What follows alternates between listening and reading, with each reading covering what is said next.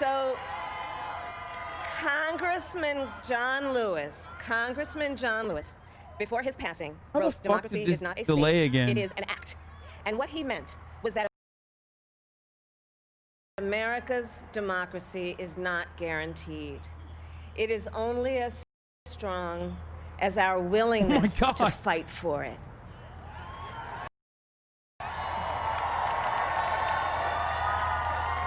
To guard it and never take it for granted. And protecting our democracy takes struggle, it takes sacrifice, but there is joy in it, and there is progress, because we, the people, have the power to build a better future.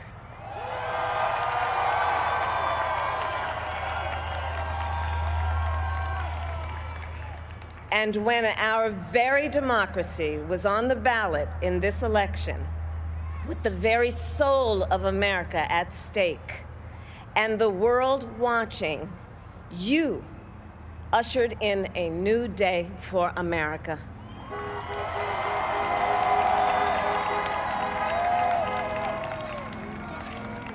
To our campaign staff and volunteers, this extraordinary team, thank you for bringing more people than ever before into the democratic process.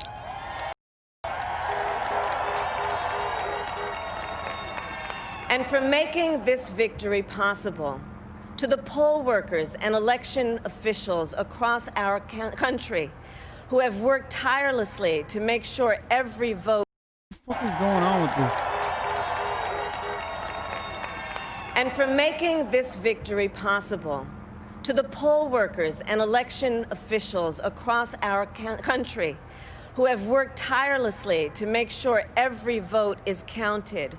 Our nation owes you a debt of gratitude.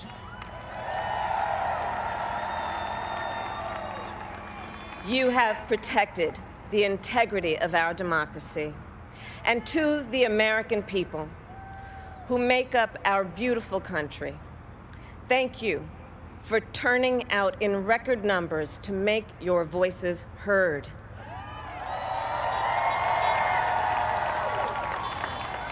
And I know times have been challenging, especially the last several months. The grief, sorrow, and pain, the worries and the struggles. But we have also witnessed your courage, your resilience, and the generosity of your spirit.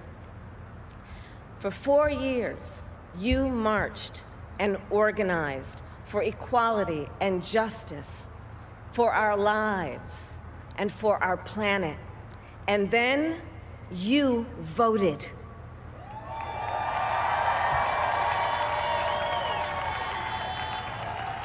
Okay, and you delivered a clear message. Give me something better. You chose hope and unity, decency, science, and yes, truth.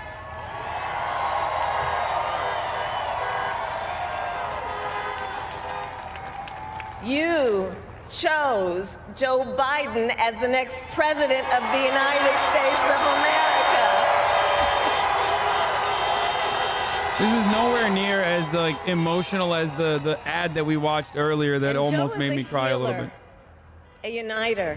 It just seems a tested and steady hand. A person whose own experience of loss gives him a sense of purpose that will help us as a nation reclaim our own sense of purpose. And a man with a big heart who loves with abandon. It's his love for Jill, who will be an incredible First Lady.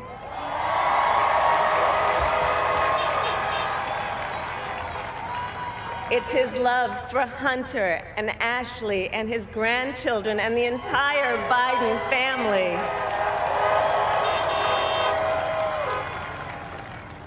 And while I first knew Joe as vice president, I really got to know him as the father who loved Bo, my dear friend who we remember here today.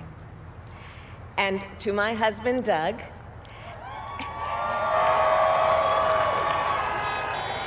and our children, Cole and Ella, and my sister Maya, and our whole family. I love y'all more than I can ever express.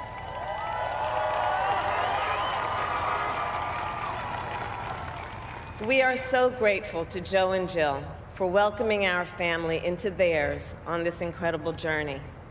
And to the woman most responsible for my presence here today, my mother, Shyamala Gopalan Harris, who is always in our hearts. Shyamala, who's Mamala's Mamala. When she came here from India at the age of 19, she maybe didn't quite imagine this moment. But she believed so deeply in America, where a moment like this is possible. And so I am thinking about Grandmamala. And about the generations of women, Black women,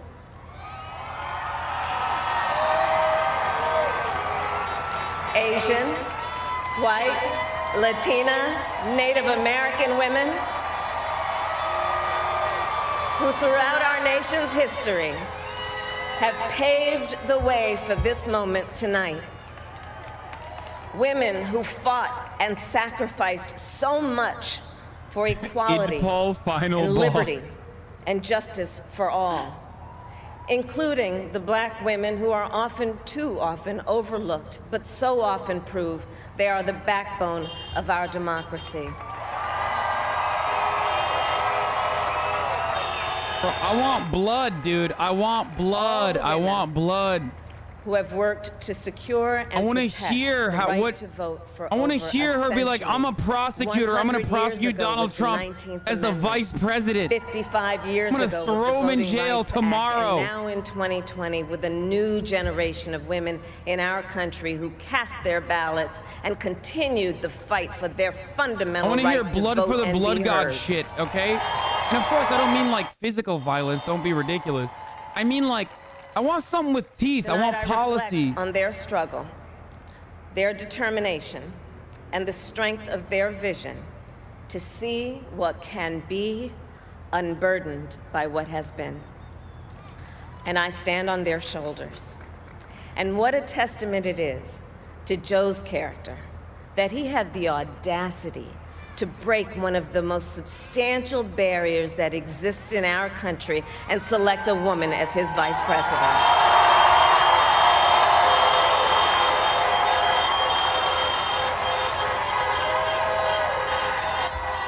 This is an opportunity to showcase your vision for a better America. First woman in this office, I will not be the last.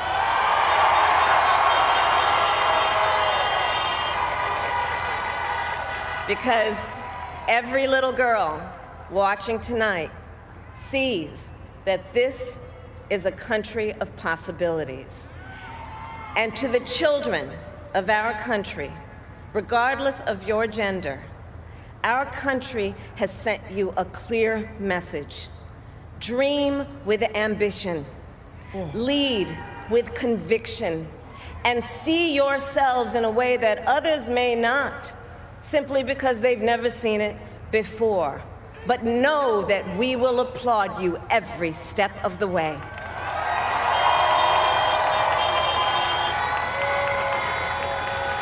And to the American people, no matter who you voted for, I will strive to be a vice president, like Joe was to President Obama, loyal, honest, and prepared, waking up every day thinking of you and your family. Because now is when the real work begins. The hard work, the necessary work. Okay, tell us what. what. The good work. Yes. The essential work. To do what? To save lives and beat this epidemic. To rebuild our economy so it works for working people. To root out systemic racism in our justice system and society. Okay. To combat the climate crisis. To unite our country and heal the soul of our nation.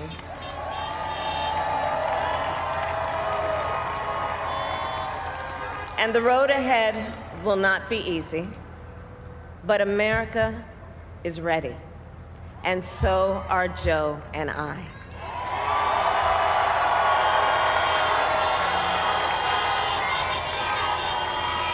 We have elected a president. At least Trump who is probably really represents pissed off the right best now. in us.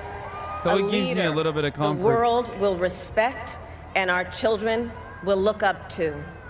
A commander-in-chief who will respect our troops and keep our country safe. And a president for all Americans. Oh, sick, dude. Oh, thank God. We got a commander-in-chief who will respect our troops. And it is now my great honor to introduce the President-elect of the United States of America, Joe Biden. All right, Joe's gonna have one. I still believe. I think Joe's gonna have more. He's gonna have more policy. He's gonna say we're gonna fight for $15 minimum wage, Jack. Now we got a road ahead of us that's tough, but we're gonna do it, Jack. You know?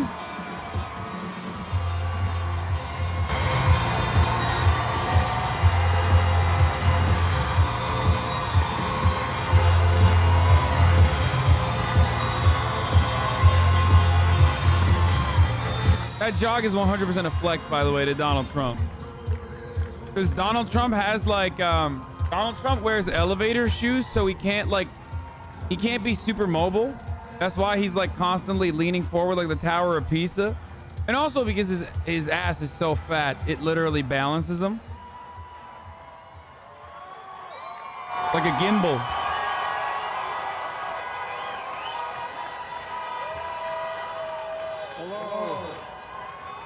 My fellow Americans and the people who brought me to the dance, Delawareans. I see my buddy Senator Tom Carper down there, and I think Senator Coons is there, and I think the governor's around. Is that Ruth Ann? And that former Governor Ruth Ann Minner. Most importantly, my sisters-in-law and my sister Valerie. Anyway. Folks, the people of this nation have spoken. They've delivered us a clear victory, a convincing victory. Victory for we the people. We've won with the most votes ever cast on a presidential ticket in the history of the nation. 74 million.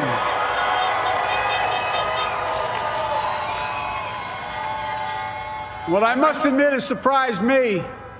Tonight, we're seeing all over this nation, all cities and all parts of the country, indeed across the world, an outpouring of joy, of hope, renewed faith in tomorrow, bring a better day.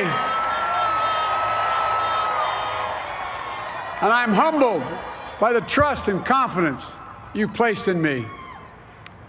I pledge to be a president who seeks not to divide, but unify. Who doesn't see red states and blue states, only sees the United States. And work with all my heart, with the confidence of the whole people, to win the confidence of all of you. And for that is what America, I believe, is about. It's about people. And that's what our administration will be all about. I sought this office to restore the soul of America, to rebuild the backbone of this nation, the middle class, and to make America respected around the world again. It's too late. He's president. He's president. And to unite us here at home. No take backs. It's the honor of my lifetime that so many millions of Americans have voted for that vision. And now, the work of making that vision is real. It's a task, the task of our time. Folks, as I said many times before, I'm Jill's husband. And I would not be here without her love and tireless support of Jill and my son Hunter and Ashley, my daughter, and all our grandchildren and their spouses and all our family. They're my heart. Where's Hunter? Jill's a mom, a military mom, an educator. And she has dedicated her life to education. But teaching isn't just what she does, It's who she is. For American educators, this is a great day for y'all. You're going to have one of your own in the White House. And Jill's going to make a great First Lady. I'm so proud of her.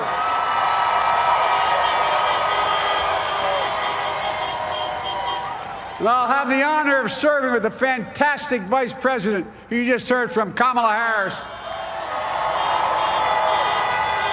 who makes history as the first woman, first black woman, the first woman from South Asian descent, the first daughter of an immigrant ever elected in this country.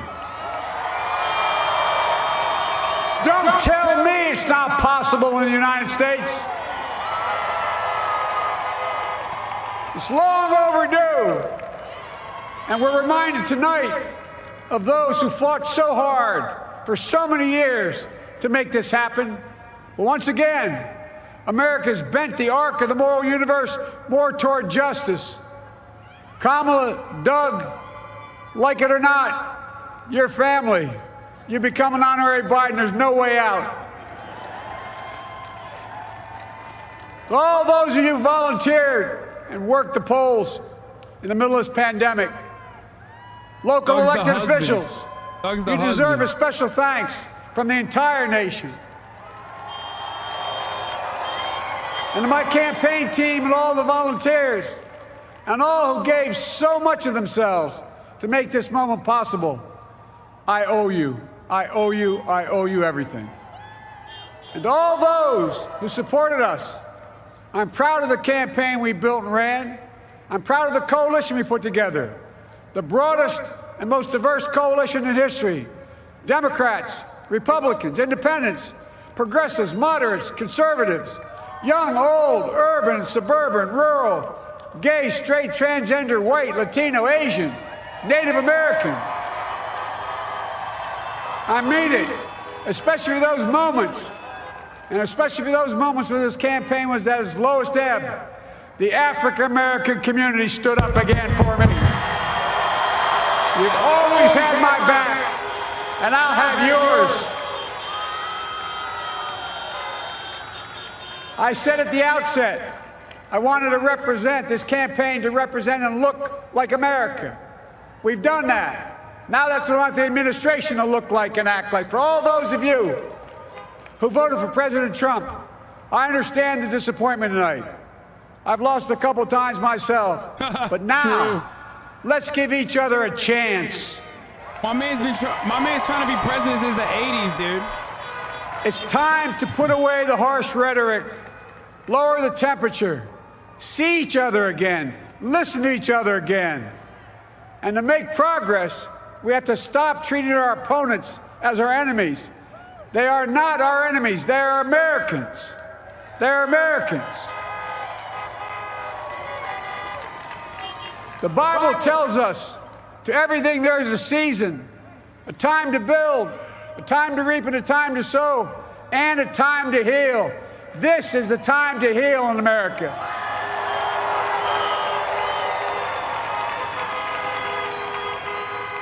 Now this campaign is over. What is the will of the people?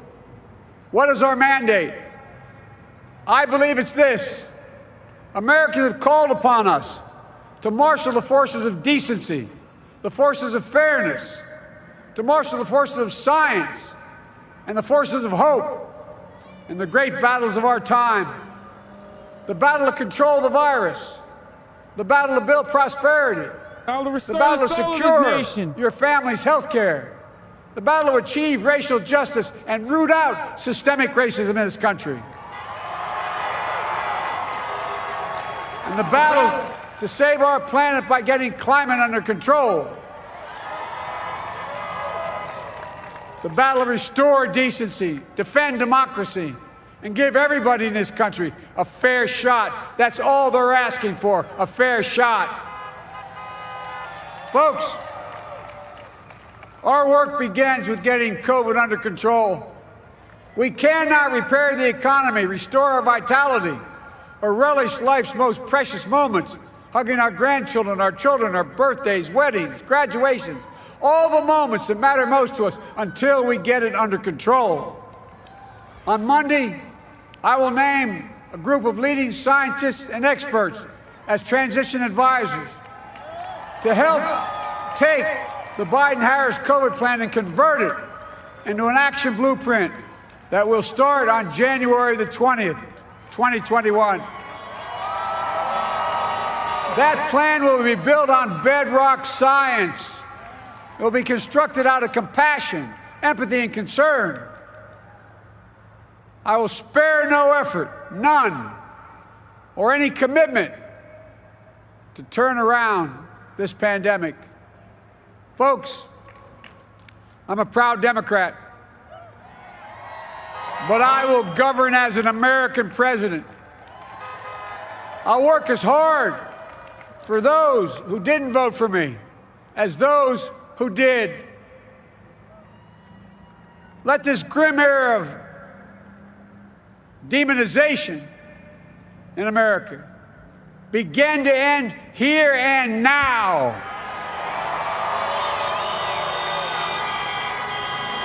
The refusal of Democrats and Republicans to cooperate with one another, it's not some mysterious force beyond our control. It's a decision, a choice we make.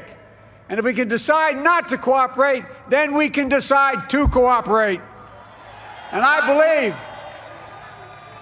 that this is part of the mandate given to us from the American people. They want us to cooperate in their interest. And that's the choice I'll make. And I'll call on Congress, Democrats and Republicans alike, to make that choice with me.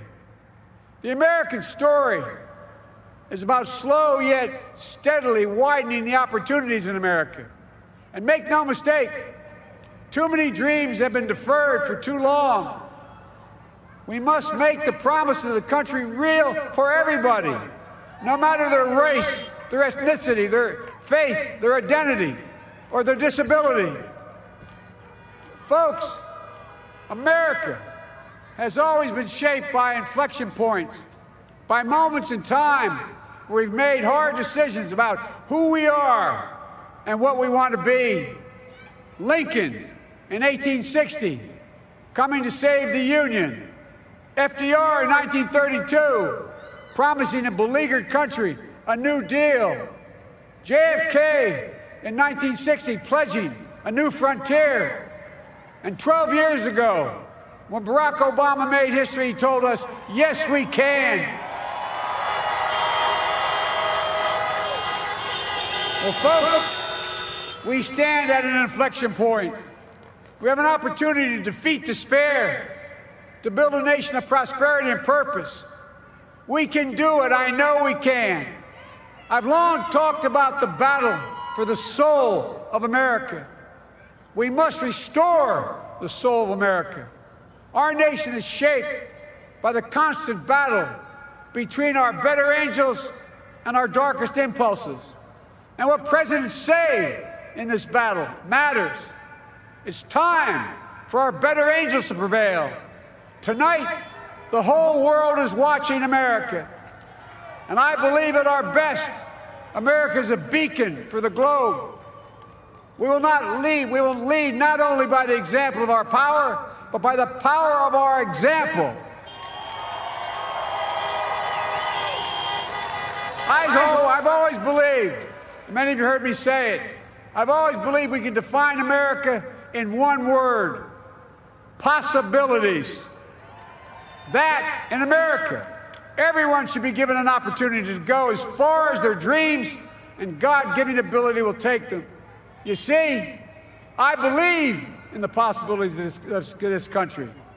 We're always looking ahead to an America that's freer and more just, ahead to an America that creates jobs with dignity and respect, ahead of America that cures diseases like cancer and Alzheimer's, ahead to an America that never leaves anyone behind, ahead of America that never gives up, never gives in. This is a great nation. It's always been a bad bet to bet against America. We're a good people. This is the United States of America, and there's never been anything we've been not able to do when we've done it together. Folks, in the last days of the campaign, I began thinking about a hymn that means a lot to me and my family, particularly my deceased son, Bo. It captures the faith that sustains me and which I believe sustains America. And I hope it can provide some comfort and solace to 230,000 Americans who've lost a loved one to this terrible virus this year. My heart goes out to each and every one of you. Hopefully this hymn gives you solace as well. And it goes like this. And he will raise you up on eagle's wings, bear you on the breath of dawn, and make you to shine like the sun, and hold you in the palm of his hand. And now together, on eagle's wings, we embark on the work that God and history have called upon us to do. With full hearts and steady hands, with faith in America and in each other, with love of country, a thirst for justice, let us be the nation that we know we can be. A nation united, a nation strengthened, a nation healed. The United States of America, ladies and gentlemen, there's never been anything we've tried we've not been able to do. So remember, as our grandpapa used to say when I walked out of his home when I was a kid up in Scranton, he said, "Joey, keep the faith." And our grandmother, when she was alive, she yelled, "No, Joey, spread it. Spread the faith. God love you all. May God bless America, and may God protect our troops." Thank you, thank you, thank you.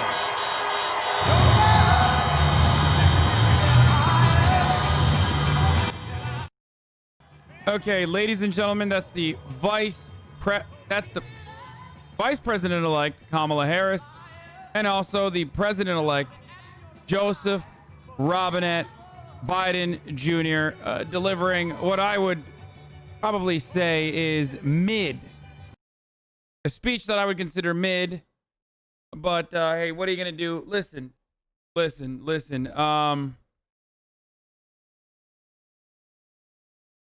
Today's the day for celebration, so I'm holding it in, you know? I don't really care about the stutters or anything like that. Obviously, who gives a fuck? No takebacks. He's president now. Sucks to suck.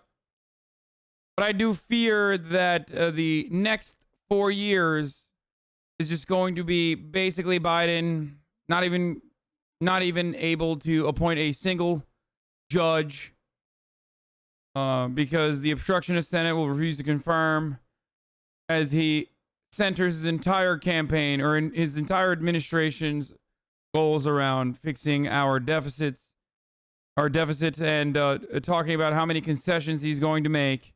Oh, there's Hunter. How many concessions he's going to make to the Republicans. Who is that lady who's...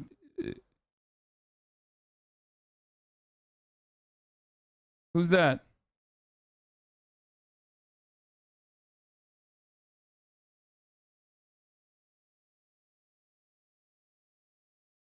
It's not AOC, man.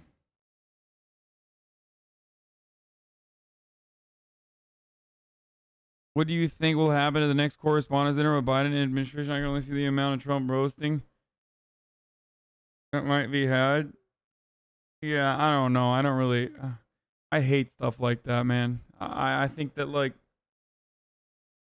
it'll be all right.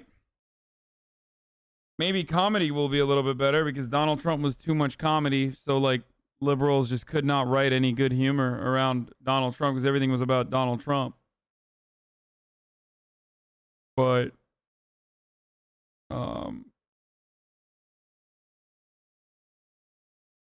look, at least we don't have Donald Trump in office. And if anything, I will remind myself, unmute what? I'm not going to play music, man. Here, you want me to unmute, dude? Let's see what's going on, okay? Here, I'll unmute. So just so I get a fucking...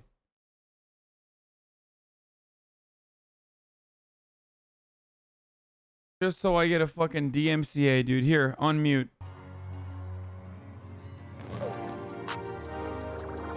I'm built differently.